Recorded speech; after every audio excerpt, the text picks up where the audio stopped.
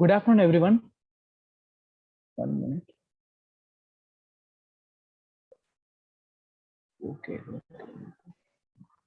Is my screen visible, Purushottam? Yeah. Yeah. Okay. Good afternoon, everyone. Welcome to a new webinar session on Ethernet communication stack. Today, we are just going to see like the Ethernet communication stack. In the last previous session, we have seen about Ethernet. We have seen like how an Ethernet works, why we are just using the Ethernet in the automotive, why it took like time to adopt into the automotive. All those things we have seen in the previous last previous session on the Ethernet. If you haven't seen it yet, maybe like if you are new to Ethernet, you can refer it. Today we are just going to see about the Ethernet communication stack, like how a data in and on AutoSAR, like how a data is like flowing from the top layer to the bottom layer, like the application layer to the physical layer, how a data is flowing. We'll be seeing in the theoretical perspective, like how each module works, as well as we'll see the same thing in the RTOP tool, which is like an AutoSAR authorized tool, how to configure the communication stack. We'll do that also.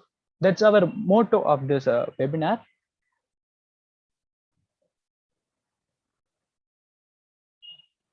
Okay.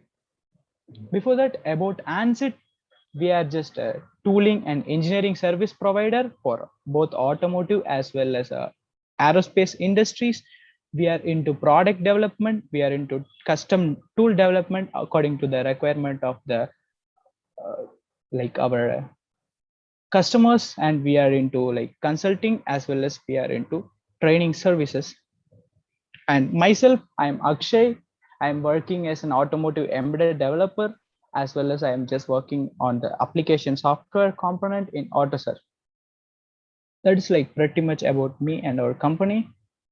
Okay, to start with, we'll just start with like OSI model.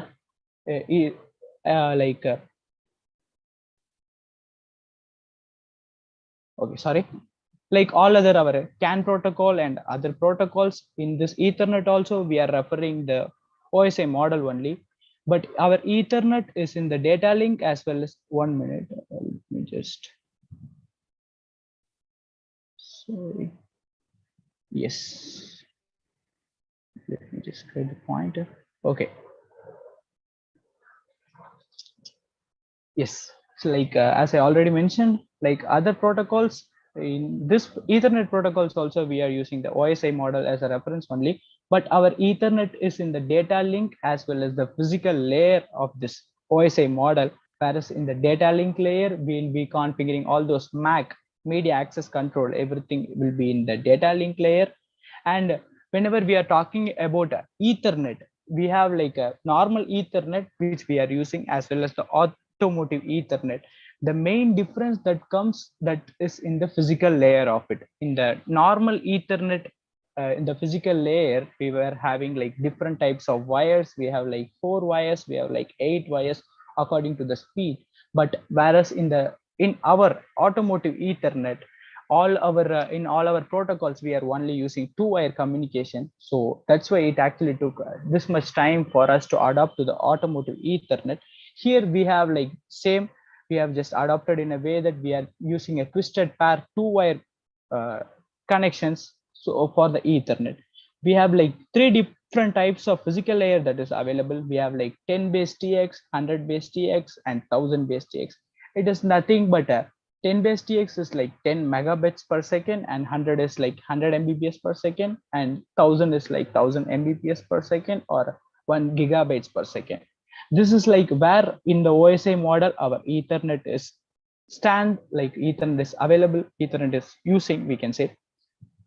And in the application layer, we have like the application layer we are using whenever we are talking about the automotive Ethernet. If you have any questions, like we can take at the last. That's one request from from us. So if you have any doubts, you can note it down. We'll take the questions alone at the last. Okay, thanks. So whenever we are talking about the application layer, we'll talk about our application software component will be in the application layer. And we are using transport layer. There are like two types of transport layer that is available. We have like TCP, transmission control protocol, and our user datagram protocol. We'll like deeply see what is the difference between this TCP and UDP. And we have our internet protocol. Since our ethernet is fully based on internet, we are just sending the packets and everything through the internet. We have there also we have like two types of IP. We have like IPv4 as well as IPv6. That also we will just see like how what is the difference between these two. So this is like all about from this OSI model. These are the four layers that we are taking, we are just referring to, and mainly our ethernet is in the data link as well as the physical layer. This is pretty much about the introduction about ethernet. So whenever we are talking, maybe like whenever we are talking how an ethernet communication is flowing, if you see, this will be a clear picture for you. It actually starts from the COM communication stack, and it will go to the PDU router, and it is going to the socket adapter. And we have like we have seen we have like two different transport protocols. It is going to the TCP or UDP. We'll see like what is happening in the each layer, but just for your reference, I'm just saying we have a communication, and we have a PDU router, which will which is responsible for to transmit, whether it is going to the ethernet interface, or it is like whether it is going to the CAN or LIN according to our requirement. And we have our socket adapter. We'll see like why we need a socket adapter. And here we have like two types of transport protocol that is available. We have like TCP as well as the UDP, and from here only it is going to the ethernet interface. And if it is a data, it will go to the ethernet driver directly. First, we are just going to see about if it is like a diagnostic purpose, it will go to the DOIP, which is diagnostic over IP. And it whenever it is going in the upward direction, it will go to the DCM. This we in the last session we have seen about DOIP. So if you want to know about diagnostic, you can refer that video. It is available in our YouTube channel. That is pretty much about how this Ethernet is flowing from the layers through each layers. So whenever we are now we are just going to see about the physical layer, how it is. So talking about the Ethernet frame format, whenever we are receiving something from the node, whenever I have my ECU and the rear ECU, whenever I'm just getting a packet from the rear ECU, this will be the packet that will be available that we will be getting. This is the Ethernet frame format that is available. We have our preamble, which is actually used like whenever if we want, if both of the ECUs want to synchronize with each other, it is like a 7 bytes data where it will be having alternate ones and zeros to synchronize between two ECU component. We will be having that preamble, and we have our startup frame, which actually indicates like there is some incoming frame that is coming. And we have our destination MAC address or receiver MAC address, which actually tells like to which component or to which ECU I'm just going to go. I'm just going to send this packet to. And I'll be having my source address, like I'll be having my own MAC address. So it will, the receiver will understand that it is coming from this particular node. So there is one MAC, source MAC address as well as the receiver MAC address.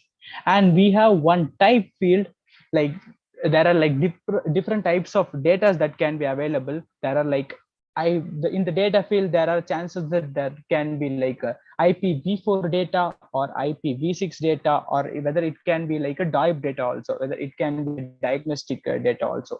So this type field, in this type field, we'll be mentioning like what is the type of data that is coming. So it is like for the receiver ECU, it is easy to understand that this is like an IPv4 packet, or it is like an diagnostic packet. So that is why we have this type field, separate type field.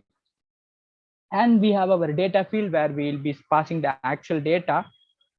It is like, if you see, it is starting from, it should be like minimum of 46 to 1000. We can send up to like 1500 bytes of data in the data packet. But okay, that is what this data section is all about. And we have our padding. So what is padding? Whenever you see here, there is like in the CAN communication and other protocols, you can see it will be, the data will be like 0 to 8 bytes, something like that. Wherever in the Ethernet, you can see it is starting from the 46 byte. It should be like minimum, there should be 46 bytes of data. If you are sending an Ethernet packet, the minimum requirement is like you should at least send 46 bytes of data. So there comes the help of this padding. Suppose if I'm saying you have only 23 bytes of data to send. So we have our padding. So what we'll do, in the data section you have only 23 bytes of data, so we'll pad this remaining amount of data. So for example, if I am sending only 23 bytes of data, I'll just pad it with another 23 bytes of data, so it will be like 46 bytes of data. To make this happen, like to achieve this minimum requirement of this data, we'll be using this padding technique. So for example, if I have only 10 bytes of data in my data packet, what I'll do, I'll be sending another 36 like bytes of data in the padding, so it will achieve that minimum 46 bytes. It is actually 64 bytes. There should be like 64 bytes of data, excluding the header. We are talking like it is like 64 bytes of data. And we have our CRC or checksum, where it is actually used whenever we are sending. We'll add one CRC field where whenever the receiver reaches, like whenever this packet reaches to the receiver, so it will compare with the CRC. I'll be having one CRC, I mean the sender will be sending one CRC, and I'll do some calculation. It is actually used to like check whether the data is correct or not, whether I have received the correct data, or whether there is some problem during this transmission. So there are like possibilities that data corruption or data loss is not happen. To check that, we'll be using this CRC, cyclic redundancy check, we'll say, or just a simple checksum process. Both are like to check whether the data received is correct or not. This is like a basic MAC frame, basic media access control frame. And we have like tagged media access control frame. There is like nothing much difference, but if you see, there is one VLAN tag. It is called as a virtual LAN tag. In our basic Ethernet that we are using, we are not, this is actually an optional field only. Here, even in the automotive Ethernet, it is actually like it is optional only, but we are using it like in all those things. In our automotive, we are using this virtual LAN. It is nothing but I have my ECU. For example, I am just saying I have my ECU for like I'll take one ADAS ECU or something. ADAS ECU will be having like some of the dependent ECUs like camera ECU, radar ECU, for example, I am saying. And I have another ECU. For example, I have my interior light ECU, I'm saying. So it will be having some dependent ECU like door and everything, front door and back door, for example, I'm saying. So to separate this two, we'll be for this three, like the ADAS ECU, we'll be having one particular LAN tag. We'll be providing it a special LAN tag. So that will be like whenever we see this LAN tag, we can actually understand that this is like this is used for this particular ADAS ECU. Whereas if we will be having another LAN tag, virtual LAN tag, it is actually a 4-byte field. So we will be providing that LAN tag to other ECUs. So to separate these two things, two different ECUs, and also to avoid the network traffic. So you will be connecting to, there are like possibilities that you will be connecting all those like in the Ethernet to the same switch. So to avoid the network traffic, we will be separating these two ECUs. So both will be separated, so there won't be any miscommunication. So for that, we will be using this VLAN tag. We'll call it as virtual LAN tag. In most of the automotive Ethernet, it is being used to separate two ECUs.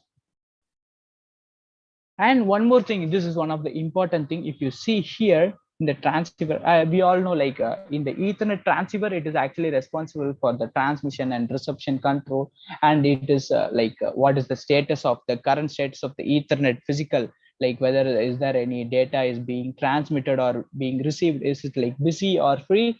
That is also taken care by this Ethernet transceiver only. So it can tell to the Ethernet's state manager or COM manager. It will inform whether can I send the data or not. That is also one of the responsibility of this Ethernet transceiver. And if you see, there is one MII read or write. Okay, what is MII? It is nothing like it is like a media independent interface. Okay, I have my MAC layer and I have my physical layer.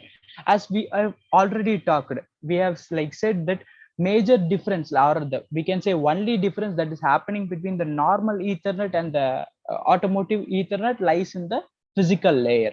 So I may have like, I may use like 10 Mbps speed, like base TX, 10 base TX. I may use like 100 base TX. I may use like 1000 base TX. So even if I change this physical layer, this MIA, media independent interface, is responsible for this MAC to physical layer transmission. Even if I change the physical layer, it will actually allow us to like, if I want to send some data or something, this transmission between this MAC layer and the physical layer, no, to make it, sorry, there are like some background noises. Okay, to make this transmission, to control this transmission, if you, even if you change this the physical layer, this media interface, media independent interface, will take care of all those things to configure accordingly. Like if you change it to 100 base T, if you change it to 1000 base T, it will configure those, like this transmission that is happening between the MAC layer and the physical layer, it will take care. So there won't be any problem between the MAC and the physical layer. You can actually send and receive data. There won't be any problem. So that is taken care by our media independent interface. This transmission with this clock, and if you want to send some data, and everything will be taken care by our media independent interface. So whatever physical layer you can keep, like you can keep 10 base TX, you can keep whatever you keep, this media independent interface will take care. So there won't be any problem between this MAC layer and the physical layer. Next, so we have seen about this layers. Ethernet driver. So whenever we are receiving, we will be having one Ethernet frame. So we have seen like what is the purpose of this Ethernet transceiver and interface, Ethernet interface. It is not like a much problem. The only purpose of this Ethernet interface is like to map that signal or accordingly to the particular driver. That is the only purpose of this Ethernet interface. So this is all about our physical layer. Next, we are just going to see about our TCP IP or UDP IP stack, this complete stack. We have our socket adapter, we have our UDP TCP, we'll see it individually. Okay, first of all, we have our socket adapter. Whenever you see in the CAN AutoSAR, if you see about the AutoSAR in CAN interface, whenever you see from the PDU router, I'm just talking, whenever from the PDU router, it will actually get mapped directly to the CAN interface or LIN interface or flexer interface. It will be mapped. This PDU that is coming from the application layer will be directly mapped to that particular interface. Whereas here, if you see, it is mapped to the socket adapter. So why socket adapter? Okay, PDU is nothing but the protocol data unit. So it is nothing but a packet. So why we just need a socket adapter? Okay, the PDU to this Ethernet interface, no, that is happening. So this is actually not a message based communication, whereas in the CAN and everything is a message based communication. But here, if you talk in the Ethernet, it is not a message based communication. It is a socket based communication, or we can say it is like a network based communication. We are just communicating, we are just sending and receiving packets through the internet. So there comes this purpose of this socket adapter. So if you want to make a socket based communication, there we will be using this socket adapter. So what will happen whenever it reaches this socket adapter, this protocol data unit that is coming from the PDUR, no, it will be added, it will actually like added, it will be added with a particular header, socket connection header, and this will be made as a socket based communication. So it can like, it will be passed to the next transport layer or UDP layer. It will be transferred to the UDP or TCP layer. To make this PDU to a socket based communication, we will be using this socket adapter. So I am having one ECU1, which is like the requesting ECU, and I am having one ECU2, which is like the provider ECU. So I'll be having one PDU call where I'll be requesting the server that I just need the service, and I'll be having one PDU return where this server will provide us with the services. So the purpose of this socket adapter is like converting this PDU to a socket based communication or a network based communication. In the vice versa, if it is going the other way, it will remove that socket header and it will make it again, it will like pass it as a PDU. That is the advantage of this socket adapter, or the purpose of the socket adapter. And next, talking about the internet protocol or IP. So if you want to send some data or packet through that internet, we'll be using this internet protocol. If I can send some packet or I can receive the packet through the internet, so each, it will be having one source PDU. For example, if I just want to communicate between two ECUs, I'll be having one separate network endpoint or separate IP, and the destination, destination ECU will be having one separate IP. So if I want to send some data, I'll be mentioning what is the source IP, what is the destination IP, and what data or what operation I want to request. So that is where our internet protocol is used. So I can send and I can receive that data through the internet. And we have like two different types of IP that are available. We have like IPv4 as well as IPv6. There are like two different versions of internet protocol that is available.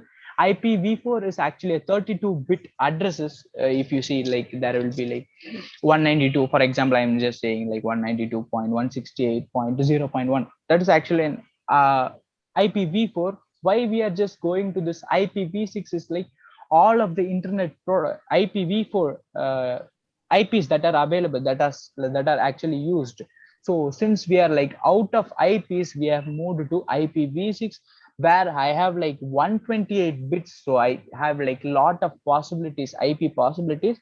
So since we have ran out of this IPs, we have moved to IP version 6. So I can use still like 128-bit addresses. So there are like lot of IPs that are available. That is the advantage of this IPv6 over this IPv4. Next, so we have talked about whenever you see, we have like there are like, it is going, the socket adapter can go to this TCP or it can go to the UDP. TCP is nothing but transmission control protocol, and UDP is nothing but user datagram protocol. So what we'll just see like why we like what is TCP IP or UDP and UDP IP. So transmission control protocol, TCP IP. So the advantage of TCP IP is like, whenever I have my sender ECU, this is my client ECU, and I have my receiver like the server ECU. If I just want to request for some operation, okay, if I just want some data, or if I just want to request some operation from the server ECU, this is happening in the TCP. It will be happening in a like a perfect way. It will actually request for some connection. It will request for like, I just need this help. So first let's establish the connection. So this client will actually request for the connection, and when this is the receiver ECU, if it doesn't have any work or if it is free, it will send a positive acknowledgement that yeah, we can the connection is established or something. It will provide with this acknowledgement. Then only if my client want to like want some data, what to send some data, or if it wants some operation, then only it will like actually request for the operation, or it will send that data, and it will actually get the response. So again, if it wants, it will again request for some data, or if it wants to send some data to the server, it will send. So in the transmission control protocol, it is happening in a perfect way. It will establish the connection, and my server will say yes, connection is established, or it will like it, there are possibilities that it can reply with a negative acknowledgement that I am free, I am like busy, I am on some other, like I'm just communicating with some other client. So it is happening in the perfect way, and then it will again request for this operation, and we'll be getting the response. If it again wants some data, and it will so on, it will actually go on so on. And after this transmission is completed, there are, it will actually close this connection. It will establish the connection, ask for the request or send data, get the response, and if this transmission is over, if it will stop the connection, that establishment. So that is the advantage of this TCP IP. And one more thing, if you see, if if I'm just sending, my client is actually sending some packet to the server, So due to some problem, the data is not received to the server ECU. So there are in this TCP IP, retransmission is possible. If this packet is not sent successfully, or it is lost in the mid of this conversation or this transmission, we can actually retransmit that lost packets. That is one of the advantage of this TCP IP. But only thing is like it is unicast in the sense it is a point to point communication.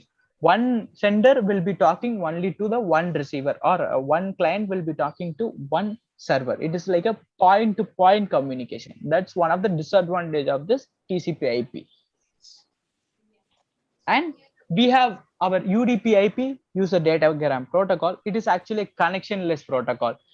Unlike in the TCP IP, it is straight opposite to the TCP IP. There are like no perfect connections. Nothing will happen. If my client this is my client. If my node one want to ask for some request, or if it wants to send some data, there is no connection establishment. It will actually ask for the request, and if the server provides, it will take that response. That is the disadvantage of this UDP. We cannot actually say it as a disadvantage, but this is how it is happening. It will directly request. So there is no connection establishment. There is no connection like closing. Nothing will happen. If I want some data, if you are just using this UDP, it will directly ask for the operation. And we cannot actually say, if you see, the negative, like the con is that we cannot actually expect the delivery of the data to the destination or to the server. We cannot actually assure that it will definitely go to the server, or it will definitely reach the client or whatever. There is no guarantee. And also there is no retransmission of this package. Even if it is lost, it is lost. If it again need to like request for that operation in the UDP protocol. But one of the advantages, like it supports unicast, multicast, and broadcast. If you want to communicate only between two devices, it is possible. If you want to communicate between one or more devices, if you have like one or more receiver, it is possible. If you want to have a broadcast communication, if you want to send the same to the multiple ECUs, it is possible. That's one of the major advantage of this UDP. And compared to this TCP IP, the speed is like very fast, since there is no connection establishment, since it is not happening in the proper way, since it is directly requesting. The speed of this UDP IP is like ahead of this TCP IP. That is one of the advantage of this UDP IP. Okay, so we have seen this particular thing. We have seen about the socket adapter, we have seen UDP, we have seen TCP, we have seen about IPv4 and IPv6. So this stack is completed. Next, we have our PDU router. Okay. Whenever we are seeing, like whenever we see from the upper layer till the PDU router, the packet that is coming is protocol independent. It doesn't know, like it is not a CAN protocol, it is not a LIN protocol. It is just a packet. That's it. But after that, this PDU router will actually route the data to the particular interfaces, whether it should go to the Ethernet interface, whether it is like a CAN packet, or whether it is like a LIN packet, or it is like a flex array packet. Everything is decided by the PDU router. It will actually route to that particular interface. That is one of the thing that is happening in the PDU router. Whenever, if you say in the other way, like if it is coming from the down to the upper layer, it will pass it, whether if this data is coming from the DIP or a diagnostic, it will pass to the DCM module. So that is also taken care by this PDU router. Whether I just need to go to the communication stack, or whether if the packet is like a diagnostic packet, it will actually pass that packet to the DCM module. So that is also taken care by our PDU router. And next we are just going to see, next is like our upper layer, COM layer. So what is COM layer? So whenever we are just talking about this COM, we have our application layer where we will be having our application software components. which will actually pass the signal whenever this application layer is there. No, it will pass the signal to the down layer. So one responsibility of this COM is like converting that signal into a PDU. Since PDU router only node packets, so the conversion of this signal into a packet by adding the header or something, that is actually taken care by this COM stack. There are like lot of other things that is also taken care by the COM stack. We have a separate video on autos or COM stack. You can refer it. What are the things that is happening in the COM? But here in our perspective, the main thing that is happening is like converting the signal into a PDU, and vice versa. If it is like in the other way, it will actually convert that PDU into the signal. That is taken care by our COM. And all those communication like control, when it should trigger, whenever we are getting a signal from the application layer, when it should trigger, like whether it should trigger periodically or whether the signal should trigger only on change, everything will be taken care by this COM stack. And one more thing, all this filtering mechanism as well as our masking mechanism, everything will be taken care by this communication stack. That is, I have just only told a little bit about this COM stack, but this is one of the responsibility that is happening in the COM stack. Okay. Next, this is like the message frame format. Whenever we are getting some frame from the our receiver node, this from the sender node, this will be the packet. It will be having a source and destination MAC address as an header, with the IP as our service data unit. Service data unit is nothing but our data packet only. It will be having the IP. It will be having one source IP and the destination IP in the Ethernet frame. And whenever it is going to the upper layer, whenever it reaches that TCP IP or UDP IP stack, it will be having this. It will be having source because this header will be removed. No, whenever it is going up, it will be having source IP address and destination IP address as the header, and it will be having the TCP. It will be having the port address. Each time, whenever we are talking about the TCP, whenever it reaches TCP, it will be adding one port address, source port address and destination port address. So in the data field, it will be having that source and destination port address. That is what our IP, in the IP segment, it will be there. Whenever it reaches the TCP layer, it will be having the source and destination port address as the header. And in the packet, in the SDU, service data unit, it will be having the IPDU, that packet, the PDU packet as the data. So if it goes to the PDUR, it will be having only this protocol data unit. If you see, I was actually talking from here, it will be having the Ethernet frame. Whenever it reaches this IP, it will be having TCP as the data. Whenever it reaches TCP, it will be having our PDU as the data and port address as the header. So if it goes to the PDU router, it will only be having that protocol data unit. So this is how a data or a frame is like flowing from the down to the top layer, or on the vice versa, it will, in the inverse, it will actually be flowing like this. It will add the IP address. First, it will be having the IPDU. It will add the, in the TCP segment, it will add the destination and source port address. In the IP, whenever it reaches, it will be adding the destination and source IP address. In the down layer, it will be adding the source and destination MAC address. Okay, that is like pretty much about our theoretical part. So we have almost covered everything. How a data is flowing from our application layer, it will be coming as a signal, and how it is like what will be the complete frame when it reaches the Ethernet physical layer. This is how our communication like flows from the top to the bottom. Next, okay, we have completed the theoretical part. Next, we'll just we'll try to replicate the same in the Autosar tool. It is RTOP. We'll try to like whatever we have learned, no, we'll try to do the same in the tool. Okay. 1 minute. Okay, fine. Can you see the screen, like the tool part, Purushothaman?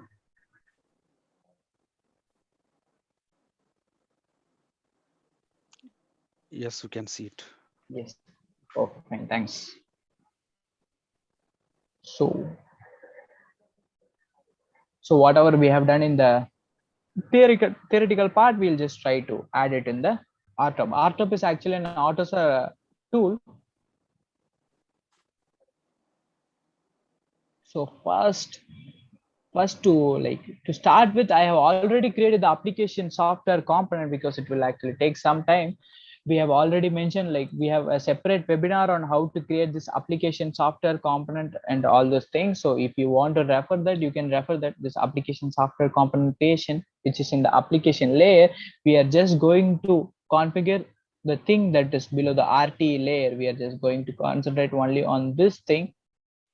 So since I don't want to make it like too complicated, so I have my ECU. We are just going to consider this is actually a door ECU. Nothing. I am just going to get door status from my actual door. This is actually a client server port where I'll be requesting for like what is the door status, and I'm just going to send, this is my front door, you can keep, and this is my rear door. The only thing that I'm going to do is like I'm just going to send my door status to the rear door ECU. That is what I'm just going to do. So to make it like simple, so it will be easy for us to understand. So I'm just going to send a door status to the rear ECU. Okay. In the tool, if you see this, I have created the whatever I have shown in the diagram. No, I have created an application software component. I have created the port like front left door, front right door, and everything. I have created one port interfaces where I will be sending the door status to. Everything is already created. All we are just going to do is like map one signal to the down layer. Okay. So what is the first thing? So first I just need to start creating an ECU instance. Okay, first, like, what is ECU instance? ECU instance is nothing but an ECU that we call it as an ECU instance. For example, we have our door ECU, we have our seat heater ECU. No, that is what we call it as an ECU instance. It is nothing but there are like possibilities that it can be having an instance also. No, there are like left door or right door or front ECU, front door, front left door, and front right door. If you are talking about the other issues, there are chances that it can be having that instances. Left can also be there, right can also be there. So that is all about this ECU instance. It is nothing but a ECU alone, ECU itself. So first I'm just going to create the ECU instance. So the package, I'm just going to create new element, new child elements. So I'm just going to specify ECU instance. So here we are just going to talk about the door issue. No, so I'm just going to name it as front door ECU. Maybe since we have like two ECUs, two instance, there are like front door ECUs also there. There are like rear ECUs also there. So I'm just naming it as front door ECU. That is the first step. And whenever we are creating an instance, it is actually important to create a communication controller and a connection. We just need to create communication controller. Since we have like different types of communication controller available, here we are talking about the Ethernet. So I'm just going to create the Ethernet communication controller. And if you see in the Ethernet communication controller, you can, here only we will be specifying our MAC address. So this is actually kind of like a physical layer where each ECU will be having each MAC layer. No, here only I am just going to configure what is the MAC address. For example, here I'm not I'm just keeping, it is actually a 6 octet number. I'm just keeping some random number just for our reference, like how it looks. This is how it actually looks. It is a 6 octet number. I have just given some random number. So first we have created one controller in the ECU instance. Now I'm just going to create one connector. So here also, since we are just working on the Ethernet, I'm just going to specify Ethernet communication connector. So why we need a connector? In the connector only we will be specifying the network endpoint. We have like IPv4, IPv6, IP. No, so here after creating the network endpoint, we will be mapping that network endpoint over here. So This is the first thing. First is like we just need to create the ECU instance, and in the ECU instance we just need to create a communication controller and the communication connector. So the first point is done. So we have created an ECU instance, and we have we have given some random MAC address also.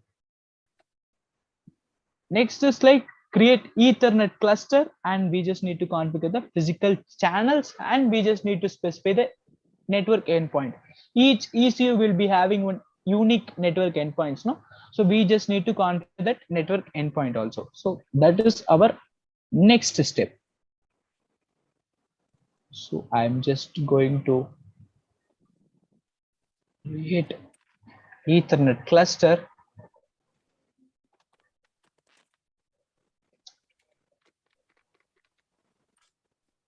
and inside this cluster, so I'm just name it, maybe like I'll just name it as Ethernet,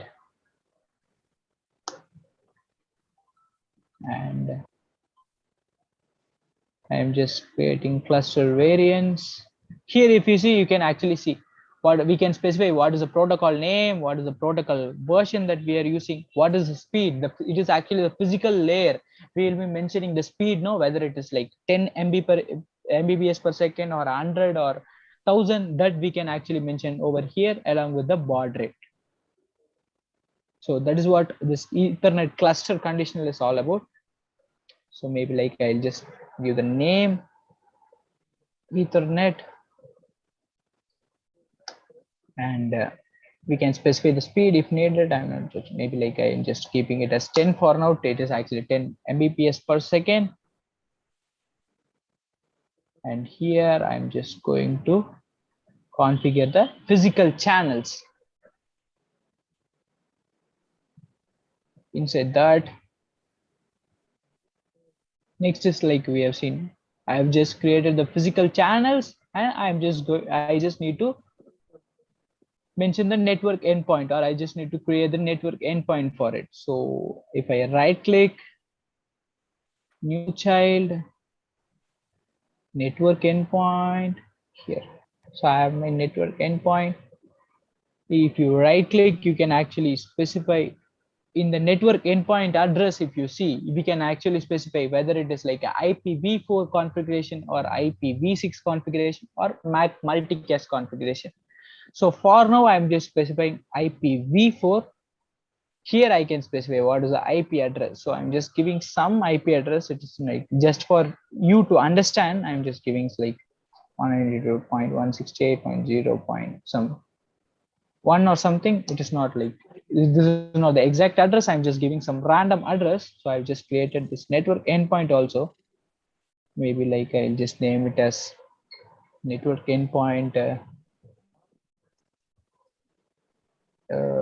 door or front door something. So it is actually the network endpoint of the front door.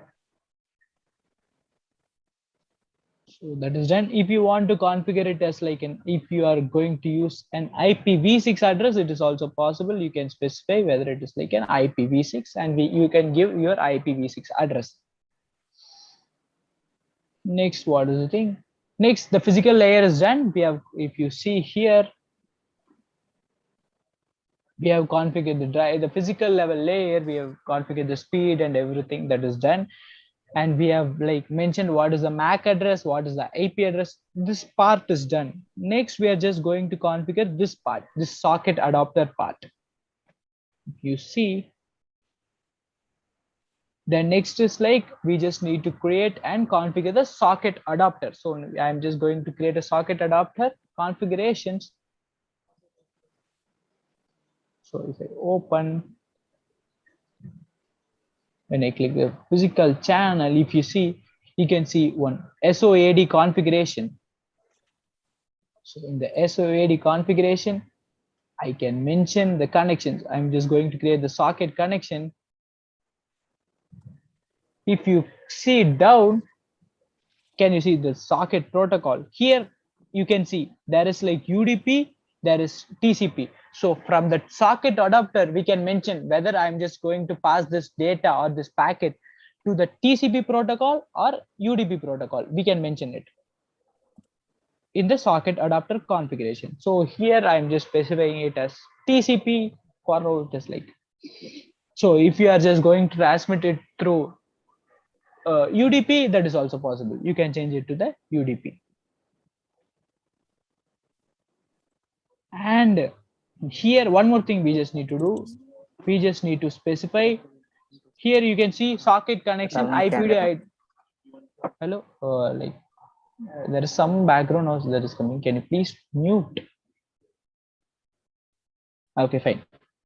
So I have just made the connection socket connections. Here I can actually mention here, if you see there is one PDU. So I'll just say.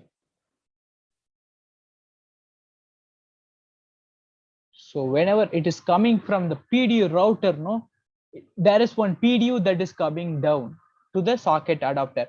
I just need to mention what is that PDU, what is that packet. So that packet will be converted as a socket connection. For that, we just need to specify the PDU. What is the PDU? Because there are possibilities that you can send it to through CAN.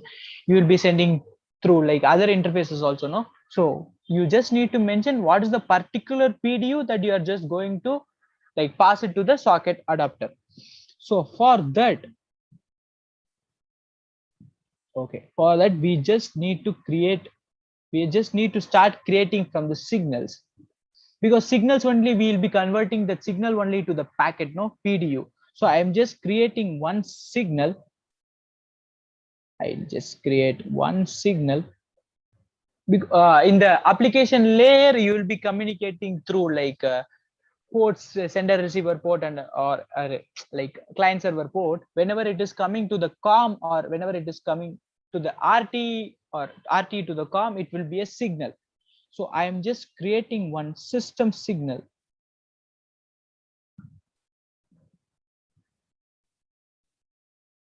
Sorry. See here. And this also, there are like two different things you just need to understand. There are like, there is one thing called as system signal, and there is one thing called as I signal. System signal is nothing but VFB level, no, virtual functional bus level signal, we call it as system signal. And cluster level signal, we call it as an I signal. So first I am just going to configure this system signal, and I'm just going to name it as some door status SS. It means like maybe like system signal.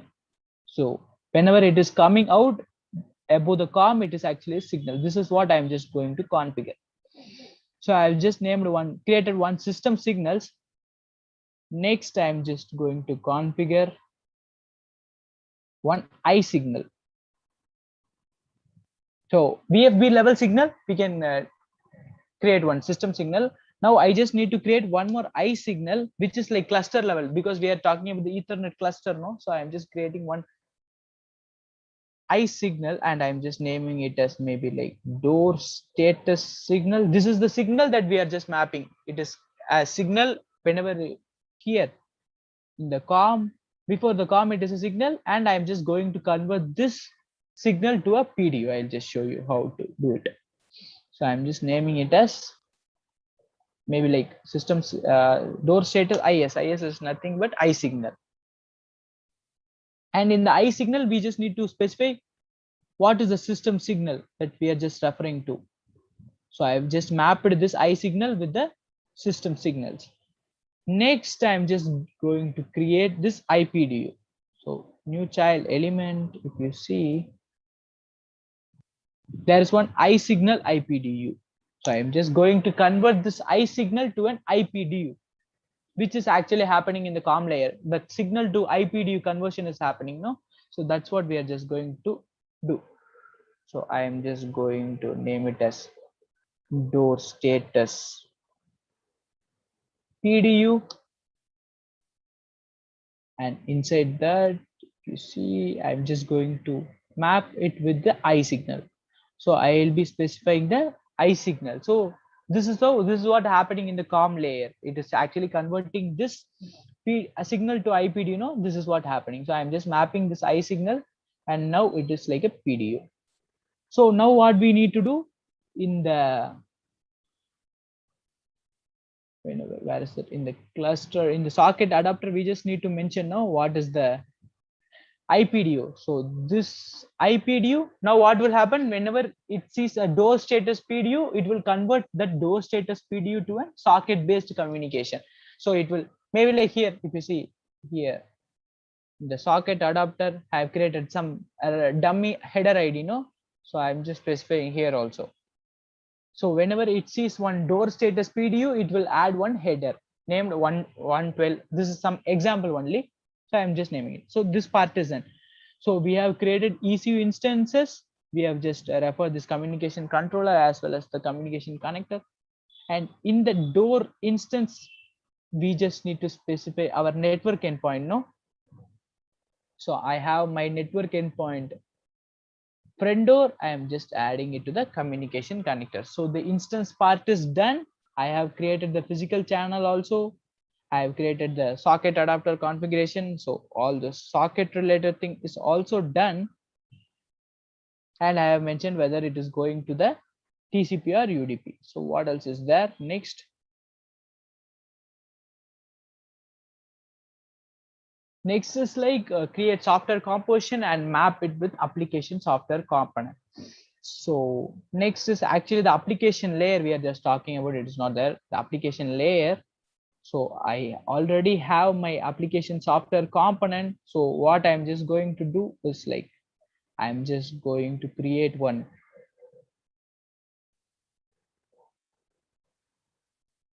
composition component. I'm just going to name it as like CTCO friend or ECU.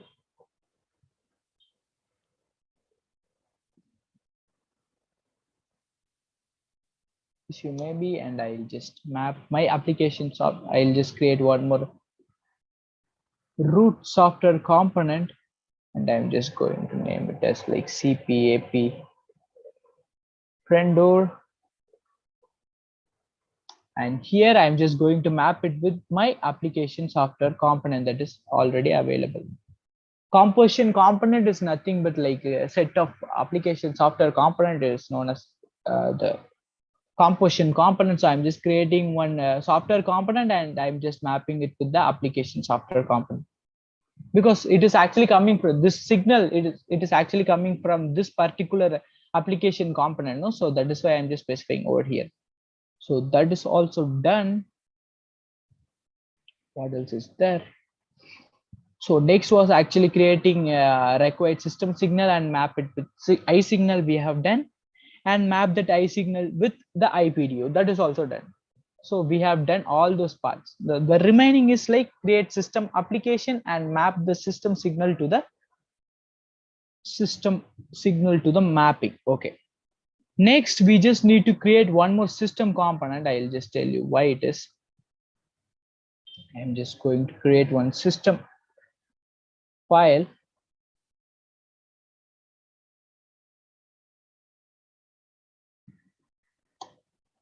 I've created my system file and I'm just naming it some, maybe like friend door system file. System, maybe like friend door system. And inside that, I am just going to mapping.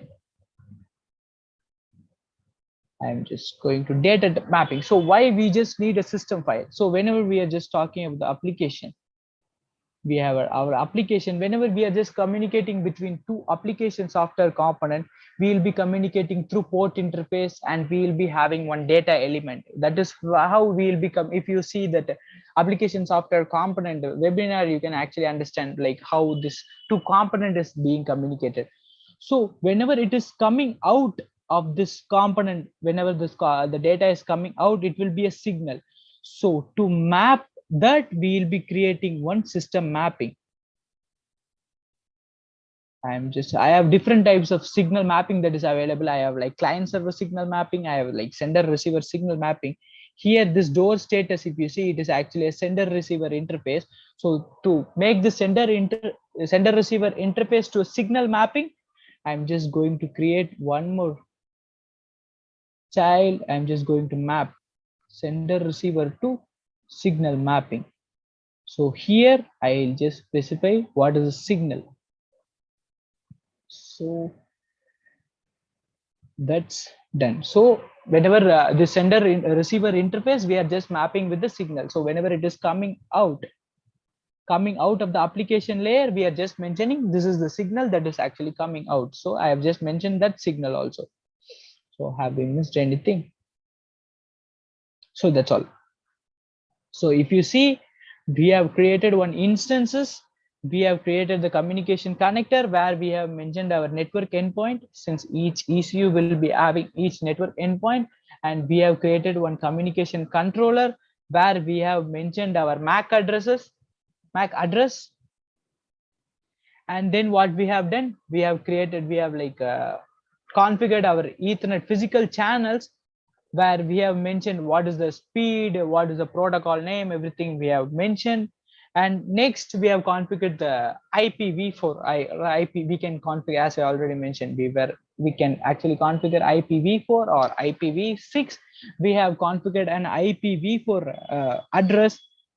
So each ECU will be having each separate IP address. So that is done. And next we have configured a socket adapter, the one of the important thing to convert that PDU into socket based communication. So we have created one socket adapter configuration where we have mentioned whether it should go to the TCP or whether it should go to the UDP protocol. So that is also done. And then we have mentioned what is the PDU that we just need to convert, whether we just need to specifically mention what is the PDU we just need to convert. So I am just created one PDU. If you see, I have just created one system signal, which is known as the BFP level signal, when it is nothing but virtual function bus, whenever we are just communicating between two application software component, that is actually system signal. Cluster, and the cluster level signal, we call it as I signal. And I have created one system signal, and I have created one I signal, cluster level signal, and I have mapped that system signal to the I signal. Then I have created the PDU, which is actually going to convert to a socket based communication. So I have created one PDU, and I have mapped that system that I signal to this PDU. So that is also done. And then finally we have mapped that PDU which is about to get converted to this particular socket connection. And then we have created one root composition, and we have just mapped this application software component, the application layer, to this component. And finally we have done the mapping, whenever we are just talking about the application layer, it is sender receiver. So to convert that sender receiver to the signal, we have just created one system mapping, system based file, and we have just mapped that system signal to it. So that's all. We have done all those configurations. So that's it. So we have done everything. So that's all. We have seen the same thing on the theoretical perspective, like how each thing will be configured or what is happening in the each layer, and the same thing we have repeated in the tool also. So that's all about our Ethernet communication stack. And our next webinar, we'll be having a session on embedded compilers, how the compiler works. And each on every month of first Thursday, we'll be having our webinar session. And next is on October 7, we have one more session on this embedded compilers. So same 3 to 4 p.m. If you want to contact us, this is our contact address, and you can contact if you want to know something. And thank you. So if you have any doubts, we can take. Yeah, hi. So in the Ethernet frame Yes. Slide, so I got a doubt related to socket header. So where the socket header is checked, and what exactly the socket header it is checked? Which one you are just talking about? Ethernet frame slide down 1 below. minute. Here. 17. Yes. So yeah, we were talking about the socket adapter component, right? Which adds the Yes. socket header to Yes. the IPDU. Yes. So how we have to understand with respect to the service data in it, and what Actually, happens at the socket adapter in this case. okay, fine. So whenever we are talking about this socket adapter, no, whenever we have our PDU, so whenever we have our PDU, since as I already mentioned, we cannot actually directly convert this socket, this PDU, we cannot actually directly map it to the Ethernet interface. So if you ask where it is actually added, it is added in the TCP segment. It is added just above the TCP segment. I haven't added that particular part. This is actually the IP, this part. So above this part, we'll be having one more frame where we'll be having adding this socket header. So whatever this PDU is there, no, we'll be only adding one more header to it, and we'll map it with the particular TCP or UDP.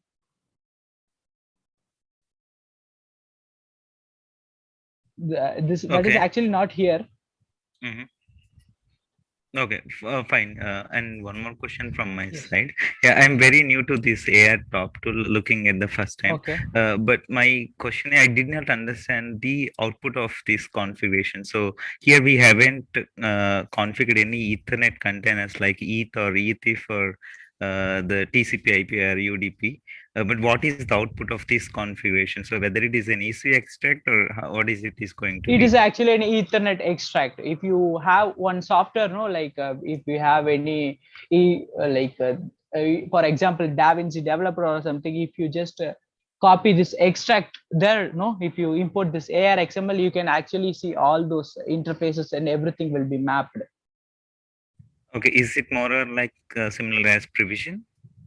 Sorry. Is it similar to Prevision tool? Prevision tool, we cannot actually say it is similar to Prevision tool, but it is actually mainly used to create this AR XML basics. Like you can This is configure. similar to DaVinci developer, right? What the art of?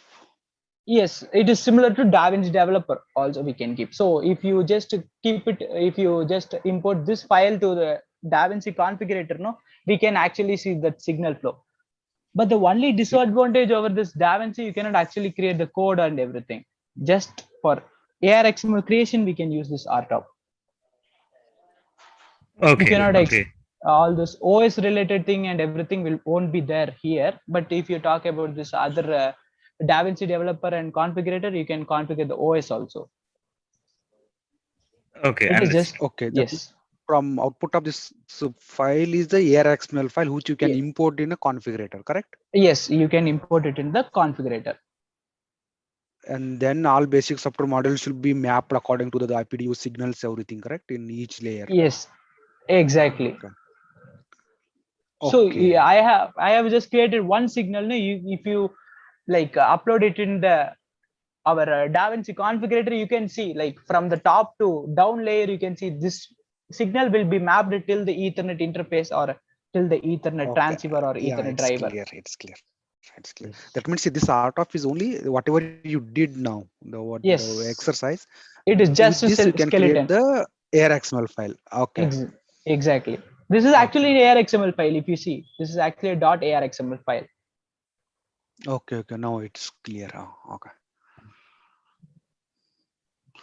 It is just a So now skeleton. that Just means this ARXML file you can import it in any of the AutoSAR configurator, for example, DaVinci yes, or whatever it may yes, be. You know? yes, Okay. exactly. So if you want to create, just generate the code, everything is possible. But here, generation of code and OS integration is not possible. Just the skeleton is only possible in the RTOP tool. And for the further process, you just need your this thing configurator. Okay. Yeah, it's clear. Yeah. Yes. I have a question actually. Yes. For for every PDU, right? You have to create a system signal. After that IPDU, then you have to map to PDU router, socket adapter, and to that to transport layer, whatever it is. So what Yes. is the some IP work over here? What is the role of Actually, we haven't mentioned any sum IP over here. Maybe like in the future session, because it is one of the separate topic we just need to understand. we haven't done any sum IP process here. It is like a separate process. Maybe like in the future session, we'll be taking a separate session on sum IP. Okay. My question is basically where I have to insert some IP in the which layer basically. Actually, sum IP, no, sum IP is not dedicated to only one layer. It starts from the application layer till the socket. Since this Ethernet is not made in the this thing, no, what is that? It is not made for automotive. That yes, that is where our middleware comes. This sum IP comes. So if you exactly ask it, actually it will come above the socket adapter till this PDU router, no, that sum IP will come. Okay. Okay. So if it will be having separate services, you can create client server if you want. You can, like, if you want to communicate to the server ECU, you can use client server mode, or you can subscribe to each other ECUs and you can do that way also. It is like one of the interesting and separate topic on this Ethernet. Okay. One more question. You have created the PDUs, right? Those PDUs will be acting like a runnables when we generate the code in Davinci? No, PDUs different, runnables is different. If you see, I'll just show you. Then where you are mapping the runnables? Here, runnable is here. I have my internal behavior, no? Okay. Right door status. Here in the application, we have a separate session on this application software component. PDU runnables is actually in the application layer. Okay. Okay. But you have to give access, right? Through yes, RT. Yes. Actually, this application, through RT will be giving. It will be in the RT layer. Okay, understood. Whenever a software component is communicating, it will be communicating only to the this thing, no, RT layer. Yes. So whenever this PDU, whenever that sender interface, it comes out of this RT, it will be a signal. That is why I've just created a signal. Okay. Okay, now understood. Yes. Yes. So this system signal will communicate to that RP and PP basically. Yes.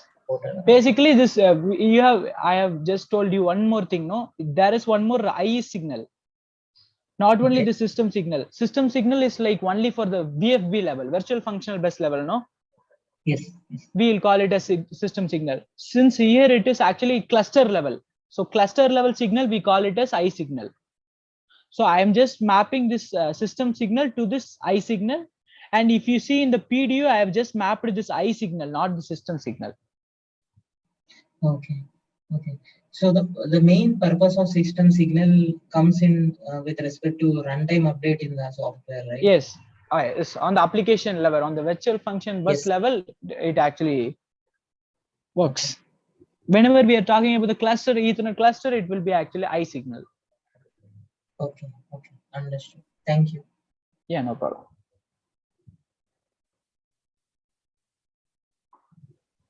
Any other question? Could you send me the link for the previous presentations actually for the webinars? Yes. How yeah, maybe like you can send to all to email or something, or somewhere you can copy. Okay. Yeah, maybe like you have registered with your email ID only, no? We'll just, you can send it to, no problem. Yes, sure. We'll just link to the previous videos and also this. Yeah. Sure. Yeah, sure. We'll just I'll just send you the like how this application software component video along with the PPT. Okay. Okay. So you can thank you. Yeah. Thanks.